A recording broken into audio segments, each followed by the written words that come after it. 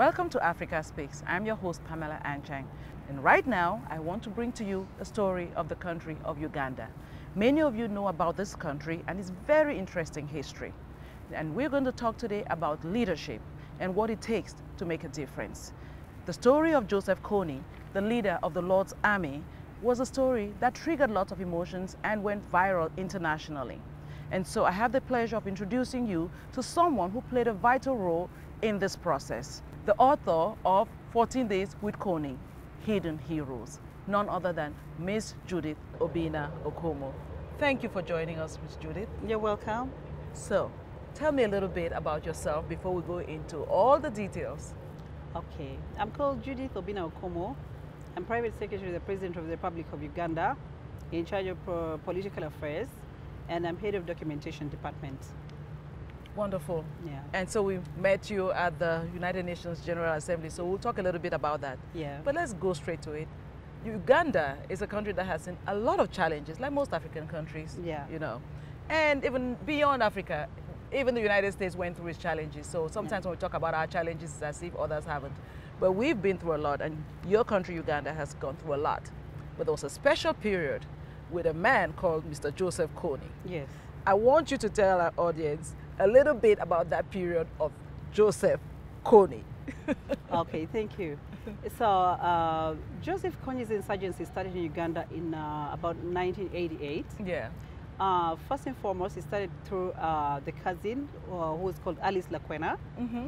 Alice Lakwena had an insurgency in Uganda for about 2 years, after which the Uganda government neutralized her. Okay. And then Alice Lakwena, being the cousin of Joseph Kony, gave the mantle to Joseph Kony to go to the bush. And that is how we started having the problem of Joseph Kony in Uganda way back in the 90s. And the problem went through until around 2007. Then Uganda government, under the presidency of His Excellency Yoweri Kaguta Museveni, Mm-hmm. was doing everything that could bring the conditions that Kony was causing of war in Uganda.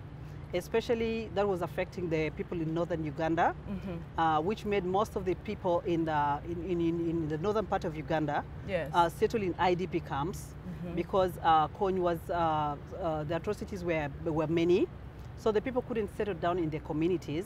So government had to find a way of keeping the people safe, Yeah. away from the villages, because what Kony would do, he would come and then attack the civilians.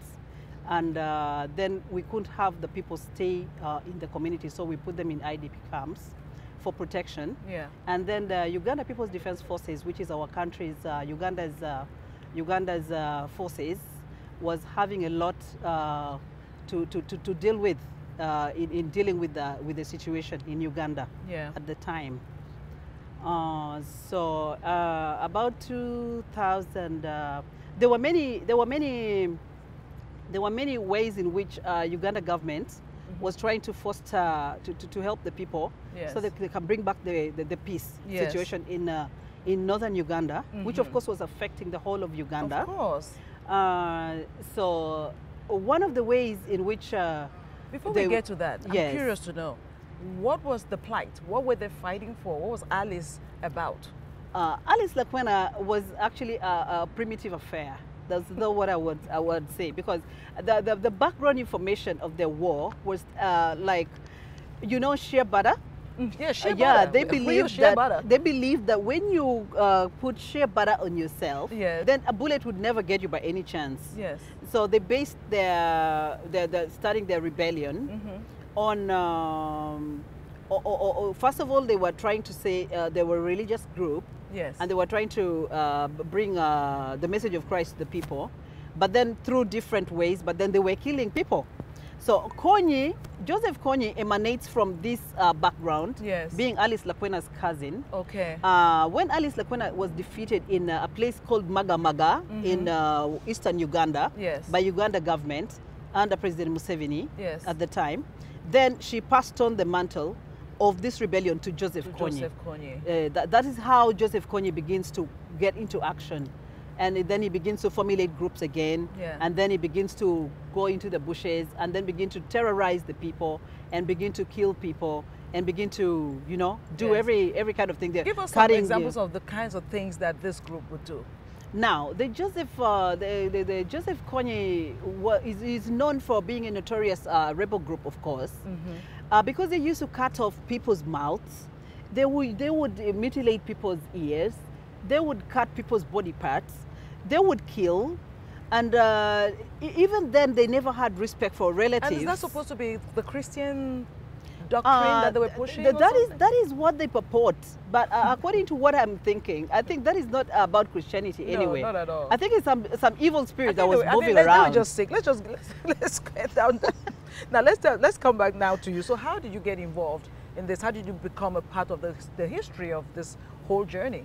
Okay, about 2001, August 5th, I was appointed to the office of Assistant Private Secretary to the President of the Republic of Uganda, and I was handling youth then. Okay. About 2006, His Excellency the President of the Republic of Uganda promotes me to the Office of Political Affairs. Okay. And then I was given certain assignments. Part of the assignments that I was given was actually to deal with this family of Joseph Kony. Wow. I was supposed to take care of the family. Wait a minute. You were told that you were supposed to take, your assignment was the Joseph Kony family. Yes. How did that, let's just digest that. How did that sit? Because with cutting faces and everything. Before you just rush over it like it's just normal. That's some kind of assignment. That's true. Okay, that was one of those difficult assignments. Okay. You know, the president doesn't just wake up and give an assignment to a person. Correct. First of all, he looks at the person's content, looks at the person's perception of things. Correct. And looks at the way you relate with the people. Yes, absolutely. So I think he thought I was his best option. You're up to the task. Yeah. To first of all deal with the issue. Yes. Why? First of all, Joseph Kony is from my my territorial area in Acholi, in northern Uganda. So it would be easy for me to communicate with the mother and the family of Kony. But better still, knowing the local language, because I speak Acholi, which is a Luo language in northern Uganda. Right. So it was one aspect. But save for that, he also saw, His Excellency the President saw that I had the capacity to be able to relate with this family in a positive way that could be able to relate to bring something to the table of the government of Uganda. So did he feel that your mission working with the mother would necessarily translate to Joseph Kony? Because a man that is that vile, don't you think that he might resist even his own mother? Yeah, now that's another story on its own. So let me start on that one. Okay. Now, when I was given that assignment particularly, I had to take responsibility for the family. Okay. I had to develop relationship with the family. Yes. And I had to get close to them. So I had to take care of their... And win trust. Exactly, and win trust from them. Yes. And that it's not in a more coercive way, the way the army would do it. Oh, absolutely. So it had to be something that is subtle, and had to be something that is calm. Yes. And yet then we'll be getting to the family in a more particular way, so that we find a way of how to do this and use it for peace. That's like a cancer that you have to be careful. Some cancers are better left untouched, right? That's true. It's like, we're not going to go the army way. I'm sure, did I try many other ways to try to capture this situation, bring it down? Yes, because Uganda government was actually doing all efforts that there was to bring this to an end, because they would do it through military ways. But then we also had to, as government of Uganda, engage in other ways which could also bring the peace, because it's not only militarily that we can achieve the peace. So we were thinking of different other aspects. How can we use the woman? How can we use the mother? So we were thinking about that. So how did you go from the assignment to actually executing? What did you do? Because this is a covert operation. This kind of feels like I'm watching Bruce Willis' movie. One of those things. I tell you, this is like a movie with maybe Angelina Jolie, except that the fact that usually it's salacious, right? I know. It's sexy and everything. I'm not sure you thought this was salacious. So tell me, how did you go from the assignment given to actually executing? How did it happen? I know, take a deep breath. This is... I need to take a deep breath, actually. Okay, I do. Now, early 2007, when I was promoted to the Office of Private Secretary to the President of Political Affairs, that's when I was given this assignment. So first and foremost, the mother of Kony was living in a place called Mubende in Uganda, in a tea estate. She was picking tea. So we were given information that she was there. So I went to visit her and got the information, and then went give the president the information that Kony's mother was actually in this tea estate. And the president took interest. President Museveni took interest of the issue, and then sent me straight away to start taking care of the family.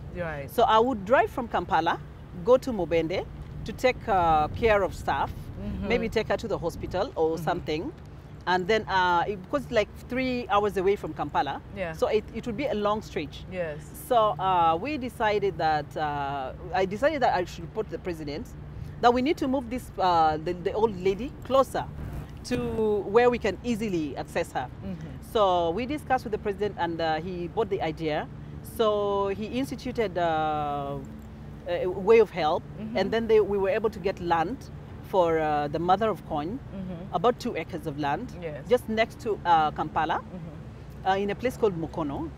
And then we built her a good house, and then I went and transferred her from that house from where she was living in the tea estate to the house. Now, that's when the assignment actually began. I wanted to know, did the mother think, why are these people just being so nice and sweet to me? Especially my son is something else. Did she ask you? No, in the first place, even before we had picked the mother from the tea estate, the president had already extended a good hand of even burying the father of Kony, because the father of Kony had already died, and the president took it upon himself and became responsible and extended a hand and buried the father of Kony. So actually, helping the mother of Kony was it was like something he should have done. He should do. So it was his responsibility. How about doing that for someone that is that is actually against your government. But then he went ahead and did this. Wow. Talk about leadership. So so we carried the lady, we took her to this Mukono house.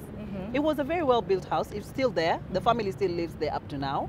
The lady is now late, but her family still lives there, and the government of Uganda is still taking care of her in that very same place. So my assignment begins. I begin to take care of things. So that's 2007.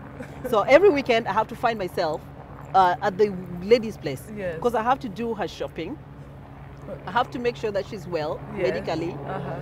We have to talk, and we have to laugh with each other. That's right. So everybody around the area actually thought I was her daughter. Oh my gosh. Now just imagine being a sister to Joseph Kony. Oh no. You just know what was running down my... Did you ever cross your mind that someone could have hurt you, especially families that had been hurt, but that didn't know why you were doing what you were doing? That was a risky operation. That was a very risky operation. But when you're given an assignment in such an office, you know you're not doing it for yourself. You know you're standing in the gap for very many people. And at the time, I was standing in the gap for the whole of Uganda, first of all. Then I was also standing in the gap for the whole of northern Uganda. Because Kony's the rebellion did not only affect my home area, it also affected other regions of Uganda. And it could have spread. Copycats. That's true. So it also affected the Langis, who are not my tribe, but they are people from northern Uganda. And it affected most of the northern parts of Uganda, even the West Nile, that they were affected by that war. So it was a whole region that was actually brought down. And then, of course, that effect also affects the country at the end of the day. That's good. So I definitely, the people could be looking at me badly then. But then, of course, in the spirit of government and in the spirit of being being a peacemaker, I know your intent. I had to go and do it. It was a difficult assignment. So I would travel to her place, and then Saturdays I would go do groceries, buy stuff. What they don't have, then I'll take there. Then most of the time we'd be sitting down, and then we would be talking. So let me ask you. At what point did you tell Mama, we need your son? What was that conversation like? Now, that was a difficult one. Because you see, since 2005, we had already been taking care of her. Yeah. So I had 3 years to prepare myself for that very task you're asking me today. I am not envying you, but I want to know how you do this. So 3 years down the road, I'd go, we speak, we laugh with each other. That became so close, and she could tell me a lot of things. Yeah. So we could share small things, Yeah. which I actually share in my book, Okay. The 14 Days Yes. with Kony, Yes. The Hidden Heroes. Yes. And most of the details are there. I cannot finish it here. No, we're not going to. I just want to know how you did it. So, How you convinced the mother to. After 3 years, the assignment came. So we had to talk with the president. When we talked to the president, and my then principal private secretary of the president was Madame Amelia Chambade. I discussed with her first. Then we said, no, I think this would this work? Because if we use this woman for this peace thing, don't you think it will bring something? Then she bought the idea. And then we shared it with the president. Okay. Then the president said, okay, fine, just go ahead. Go try, let's try our luck, and then we see. So that one day, I moved from Nakasero State House, and I went straight, drove there, and then we sat. I can't imagine the Outside ride. under the tree, and then I go. How about go to see our son? I know. Oh, she's like, oh, no. I Is that can't what do she- that. Is that what Yeah, she said she can't, because she told me that Joseph Kony, Yes. who's her son, Yes. thinks that she is actually a spy for Museveni. She, the mother. Herself. Well, now it's over. Yeah, then I'm like, okay, so then she ran through her, and she said she couldn't do it. Oh no. So that day I backed off. I went away. Then the next day, Sunday, I came back. I said, have you thought about our staff?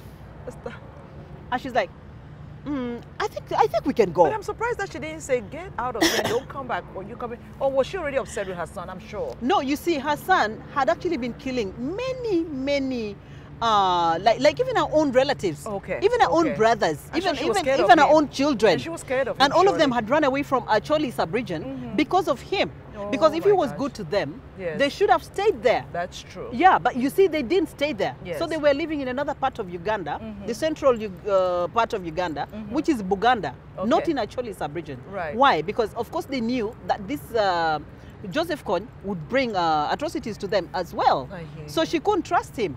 That's why the first time she told me that she couldn't go, because the man thinks that But she's did a she spy. say, so all this time you've been with me is because you were my son? No, she didn't ask me that. Oh. Oh, then she got excited Sunday. When I came back the second time, and I said, but did you think about what I told you Yeah. yesterday? Uh-huh. And she goes, yeah, I think I've thought about it. Right. I think we can do. We Okay. can go. I didn't say another word. I just entered the car, Say- and I drove say, straight to the president. "Get out of I here said, before deal she changes done. her mind." Exactly, before she changes her mind. So went to the president, and I said, I think it's time to go. Oh, yeah. Now, least did I know Uh-huh. that I was going to be the one who was going to be sent. Oh, no. Okay, it's time for us to go. Okay, send the next set. I know, yeah, get your big guns and get your artilleries and prepare yourself. The Right. lady is ready. Can you please take the lady? And No. he said, okay, so That's not what the president said. no way. The president said, now is your time. You are the person taking So who do you think is the going to do matter. this? I said, Huh? no, this one not going to happen. I said, this one is not going to happen. No. Then I went slept over it. Uh-huh. They called me the next day for the meeting. I refused to go. Oh, Yeah, because I'm scared. I know. You want me to go face? Now I go and face Kony. Listen, this was a man who was looking for me in 2001 when he I was stood looking for for you? parliamentary Oh, seat. Okay, so he knew you. I never met it Uh-huh. because my father had a background of the political background. Diplomacy, So he's right. very well known Yeah. in northern Uganda, Uh-huh. and he's a close confidant Uh-huh. of the president. So I was actually a proper candidate For him. for sacrifice. Exactly. So And here now he I am, was set. and I'm supposed to go to him with the mother. So I said no to the president. I said, no, I'm not going to go for the meeting. 2 times. The 3rd time they picked me. So I had nowhere to run. Oh, no. I had nowhere to run. So I had to go and face it. The president said, Judith, this is the task, and you're the person handling it. I said, but I thought you were going to send your soldiers with every big gun and artilleries and everything, because this guy is a... Yeah, he's a we can't talk monster. about Kony, he's a monster. Yeah. He said, no, you're going to do it. So I had no way out. And then I said, it's time to face my fears.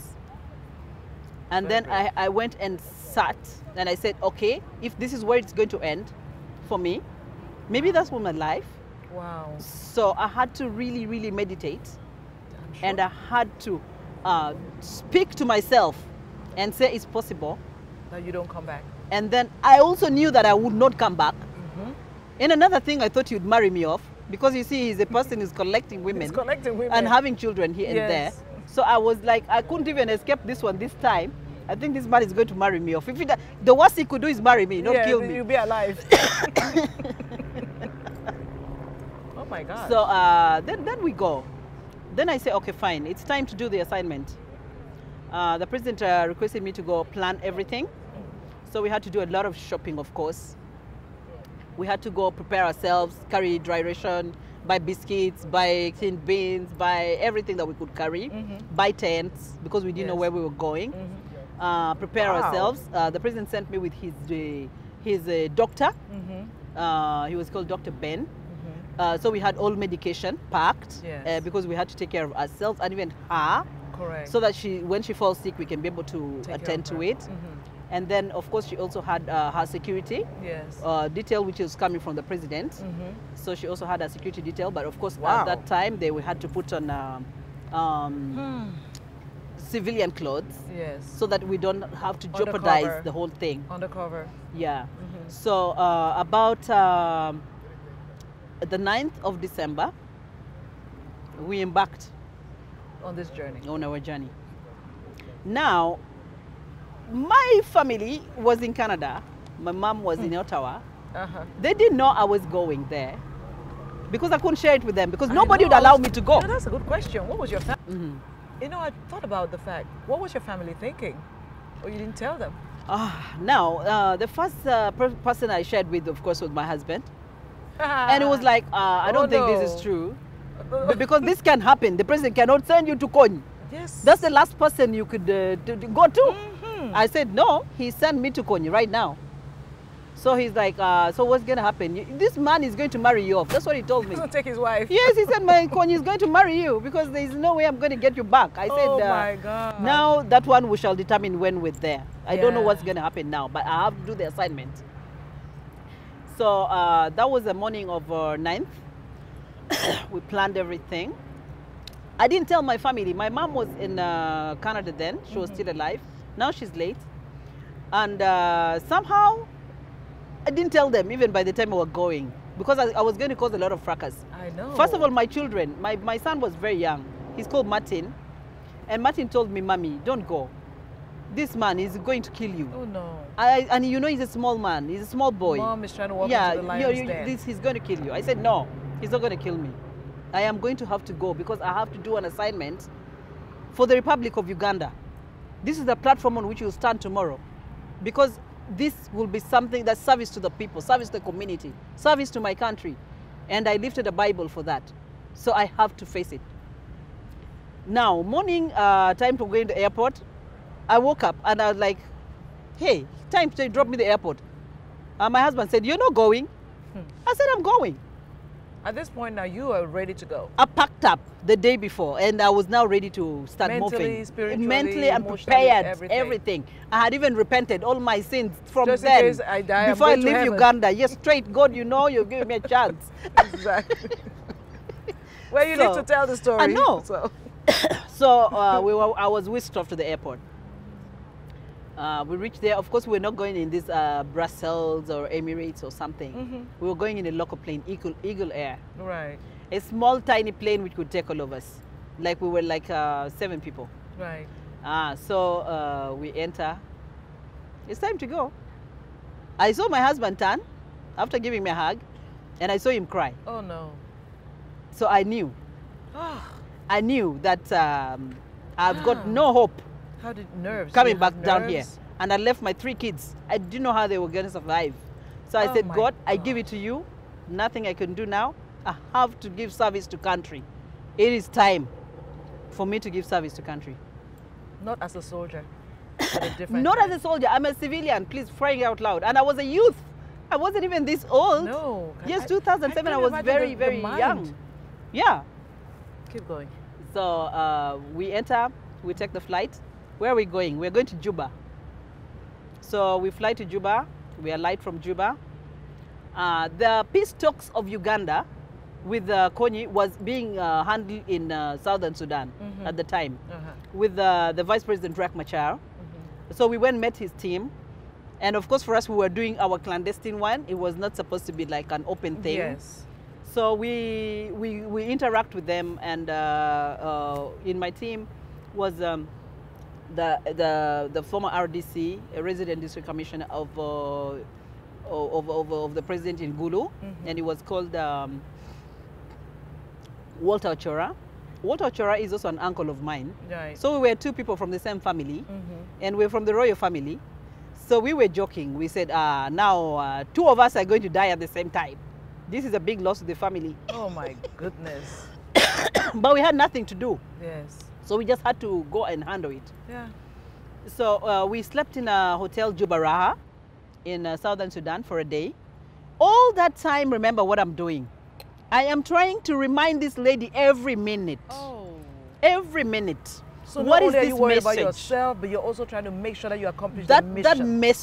that message that she's going to tell her son, mindset, to and tell keep her her in son, that mindset, to and keep her there. Yes. So that by the time we get to where Kony is, she hasn't forgotten. Yes. Because she has to speak it by herself. Yes. Wow, you are something else. So we leave Juba. Now, in a helicopter. We're flying over the canopy of the trees. Where are we going? We're going to Congo, Garamba forest, where Kony had a camp. Yes. So we reach Nabanga. Nabanga is the border with Congo, with South Sudan with Congo. Yes. So we alight. Then we enter kangaroo cars. Kangaroo cars, the tires. You know how big they are? No. These are cars that actually move in. They can move in forests. You can drive it in the forest. So they're little tiny, huh? Yeah. So then they're tiny, but with big wheels like that. Yes. So we jump on the kangaroo cars. You think we went far? What happened? Just few meters, we reached the border with Congo, and the kangaroo cars could not go into Congo. Oh my gosh! So what did you do? So then we dropped off, and then we single file. We were now at Rikwangba. Wow. At the border post of Congo and South Sudan, and that was where the quarter guard of Kony's camp begins. So we are now going to exchange ourselves into the rebel territory. And at this that point, position you're not feeling like, Rikwangba. okay, you're not thinking, you know what, I give up, I can't do this. There was no time for giving up then. Now. In too deep. We were in too deep, and then we had to just do the mission. And I think also, do you think maybe the assignment, the responsibility over the mother didn't give you time to process yourself, what you were feeling? I processed everything, I'm telling you. Everything was processed. Why am I here? Before. My even children. Before I reached there, I'm like, I wasn't thinking about anybody mommy. then. I was blank. You were just I didn't know what was going on. I was just moving and saying, so okay. how long did it take you from there to when you finally got to Kony to meet? Now, let me explain. Let me give you that story also, because you'll need it. Yes. So when we reached Rikwangba, of course we're off kangaroo cars. Yes. Now we're into rebel territory. Now rebel territory. Kony, is that Kony's territory? Kony's territory. What happens? They come, check us thoroughly. Yeah. Up, turning up, you're turning you upside down. Even the mother. Then they tell us, single file, one line. Because now we're going to start, in my book, I say, that was the second great trek. There was that great trek in history. But this was another great trek. Yes. So we make single file. They help us carry all our baggage. Even the men we traveled, we were security personnel, had to wear civilian clothes. Because if we had made them know that they were soldiers, it could compromise our peace situation. With no guns, though. No guns. We had to leave everything South Sudan. Yes. Because now we are coming for peace. Yes. And we're coming for, we were trying to find a way, love or exactly conviction. That's it. We're trying to broker peace. Yes. So you cannot come with peace in front, and then you come with a gun and the behind. So we had to trust them. And I think it was soldiers with no guns, though. No guns. We were trying to broker peace. So you cannot come with peace in front, and then you come with a gun and the behind. So we had to trust them. So we had to trust them. So we had to trust them. So we had to trust them. And we were praying hopefully that they would also That trust they'll be us. rational, because you're dealing with irrational Thank people. you. That You are they'd be very rational. So, single file, they carried our bags. We start the movement. Communication, South Sudan was communicating with Kony, with Joseph Kony on the other side, as we were trekking. So we started our trek. I don't know how many kilometers those were, but I think they were like 175 kilometers on foot. The luck we had is that they carried our luggage. I know. The rain, too much sun. And no, it's like a it's a thick forest in Congo. Thick forest. So that you can't even look inside like that because it's dark. You're just scared of animals? Yeah, we were scared of animals. Yes, I'm going to tell you about the animals when we get to camp. Don't talk about the snakes though. Just keep going. No. So we single file. Yes. Now, at what point do we meet Kony? Tell me. Joseph Kony, when he heard the mother was already on trek, yes, he also started from his camp to meet us halfway, okay, midway. Okay. So guess what? We're almost reaching this point where we're meeting. Yes. You see, I was saying my last prayers. Definitely. Yes. I was like, now this is the place. He's become your maker. You're I your know, maker. yes. I'm like, God, is this the place? I did not die in Congo. So that was the last time I repented. I said, God, forgive me. I have done everything, but this is my time. I'm gone. This is the place. So Kony was coming from a distance. We could see him. So I said, okay, if I really have to die today, I must die after the mother. So you know what I did? I stood right behind her. You put Mama in front. I put her in front. I said, this one will be my shield. Exactly. For at least for some time. I mean. So, he met her. Yes. Did he give her a hug? He only told her something. He said, Mom, you've come. But I could see that he had tears in his eyes. Oh my He gosh. was actually crying. Really? He was actually crying. And what was I thinking? That this man who's feared by the whole world, you mean he's also human? That's what I'm just thinking. You mean he could also cry? Okay. So we finished the part. So he welcomed us into his camp. He greeted us in Acholi. He said, thank you very much for coming. And we said, welcome. So we were waiting for the next, what is going to happen next now. Or either they're opening fire after taking the mother in control of his camp or something. So speculation was running in my mind at that time. But what did we do? We waited. So he said, he led us. He said, let's go. So we started the trek. For kilometers and kilometers, we were not reaching. Why don't you guys just say, can you just tell us, we just... Oh my gosh. For kilometers, we were not reaching. You just keep and going. we're single file, and we're walking. And then the likes of his generals, his people, the big people in his army, for example, like Vincent Oti, because he came with Kony himself, Okay. he was busy now speaking with us. Okay. And trying to joke with my uncle, the late Walter Ochora, and telling him, you know, we were joking just along the way. Now we were going to the camp. Yes. So we walked like for those many kilometers, and then we reached the first camp. So the first camp is where I was left with my team, with our team. Yes. We were left at the first camp. Yes. He proceeded with the mother to another camp. Okay. Now that was day one. This is how 14 days with Kony, the Hidden Heroes, comes about. So in a nutshell, how did we summarize these 14 days and to the point where we got the resolution with him? Now, the first day I write about in these 14 days with Kony is the day of our trek. Yes. The book starts about the assignments. Okay. And then all these things I told you, I write about them. Yes. And then the day one starts. We're now in the camp. Yes. We've had our first night. Yes. What happens? We have campfire in the night. Yes. And they cook food, the rebels, and we had to share their food. Oh, wow. We made discoveries. They were getting soap from Mozambique. Other places were giving them other stuff. So they had support. That's it. That's interesting. You support someone that's slaughtering people. We really don't know how they were getting all that. Yeah, well, but we of course, can tell. there's some things that are security like, which you don't want to speak about. Of course. Because maybe I may not be the best person to speak about them. Yes. But then we were seeing stuff, and they cooked food, beans, and some vegetables. And we have what we call posha. It's made out of maize flour. Right. So they make it into bread. Yes. And then we had that for supper.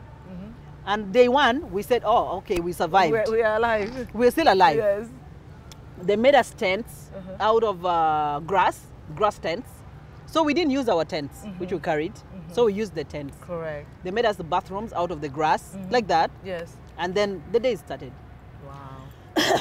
Day two, then we started the meetings. So from day 2 to day 14. Day 2 to day 9 first. Okay. Because I'm going to tell you how it became 14. So we Well, were supposed to have let's give them in real fast summary so that people will read the book. Don't So- tell them everything. It was supposed to be 9 days. Yes. So the 9 days transformed into 14 days. I'll explain a bit about Yes. that. So day 1, day 2, we're having meetings and everything. Yes. Every evening we have the campfire, we Yes. sit, we talk about, we want to give them information from home Right. so that they can know what is happening in Uganda. Yes. Make them feel human again. You feel human, and then that they could actually let go of the rebellion. Yes, because humanize them. we're living normally in Yes, Uganda. We're not exactly. living in the bush. Right. Including the mother of Kony. She's not living in Yes. the bush. She's living in a good living home. well. She's Yes. living well, and there's security for her. Yes. That she's being protected by the government of Uganda. So day 3, day 4 all went nice like that. Yes. Kony would come to the camp, then we'd sit, then we'll have meetings.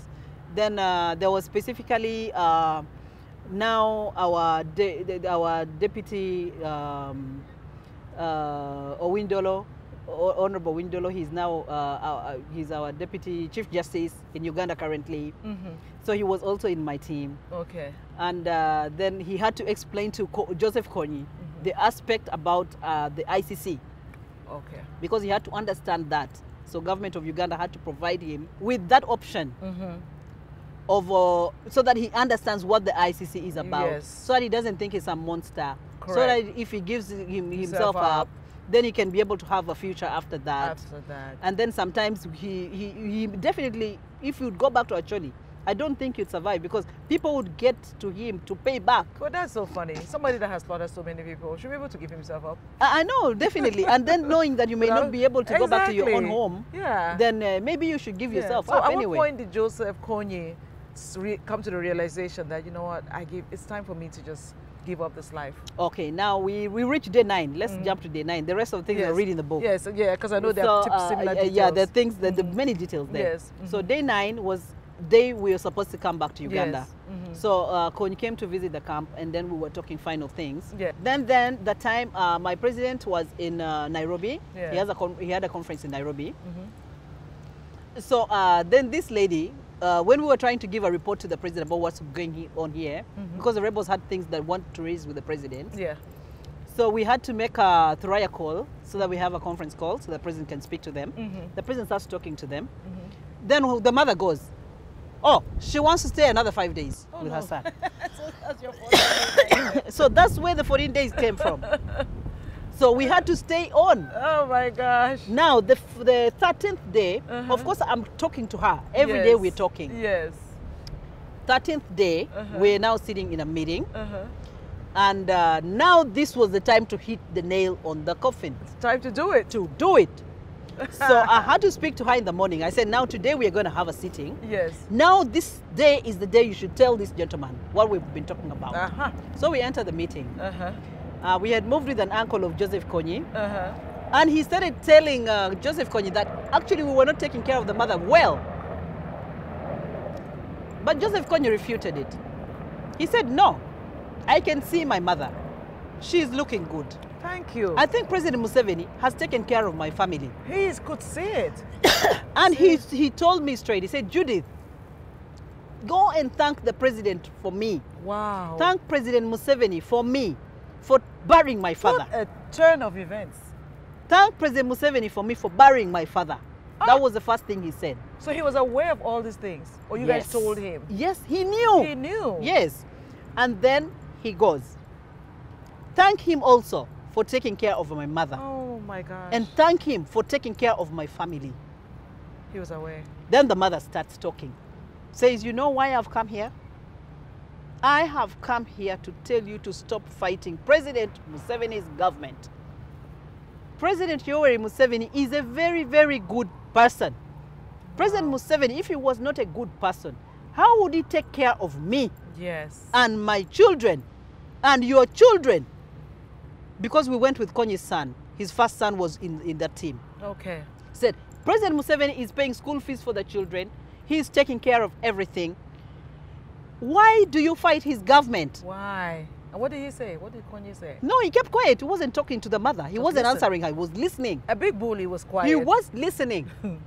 The mother said, right now as I am speaking today, I stop you from hitting a gun towards Uganda. Ah, the power of a mother. The power of a mother. The power I of a stop mother. you today. Kony, stop. So I brought you to this world. I will take you out. Yes, don't. What were we doing? We were like, say, oh, Mama, oh Mama, my God. Mama became transformed. No, like, she found her voice. She played it. She did it. And she said, she actually talked about how the president has been taking care of her, Yes. how the president built her house, Wow. how the president took her away from Acholi and brought her to Buganda, and how the president takes care of her every day. Yes. Through Judith. You know, this girl, she's become like a daughter of mine. Yes. That's what she was saying.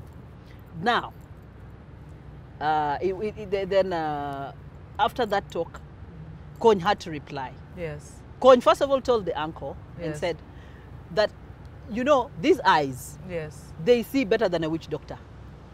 There is a saying in my language, in Acholi.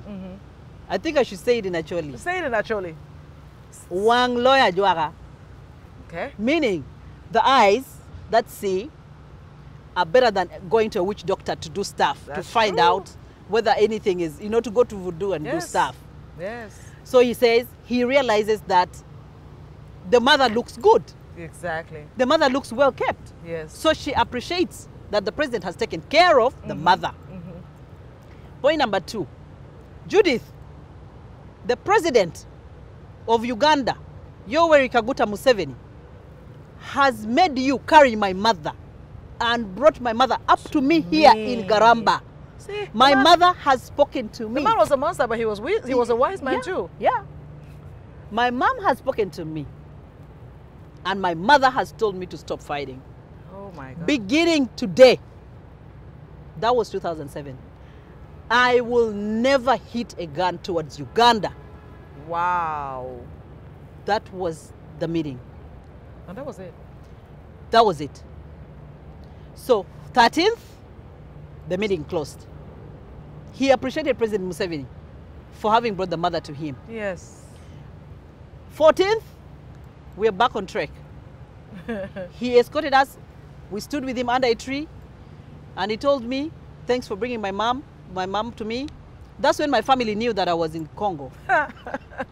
Because it went to viral, and then somehow they got to see on the internet, and then my nephew, he's called Eric Sabiti, he ran to my mom. Judith went to Garamba. But that was the last day. Yes. They knew when the whole mission was over. When it was over. So we walked back, reached Rikwangba again, took the kangaroo cars, went to Juba, back to Entebbe, back to Kampala, and then I write the story some years later. And the rest is history. The rest is history. You're a brave woman. We could have this interview for the next 2 days, but let me ask you a question. Have you ever thought about if you had not taken that assignment, where Uganda would be today? Maybe it would still continue? I actually think that was it was actually a turning point. Yeah, it was. For the peace for Uganda. Because if I didn't do that assignment, probably somebody else would not have done it. Yeah, so I want to it's a thank spiritual God. journey. Yes, that God gave me the opportunity to serve in that capacity for my government. Yes. And I want to thank President Museveni, who is my parent as I speak. Yes. And he is also my mentor. Yes. And he is the person who's made me have this vision.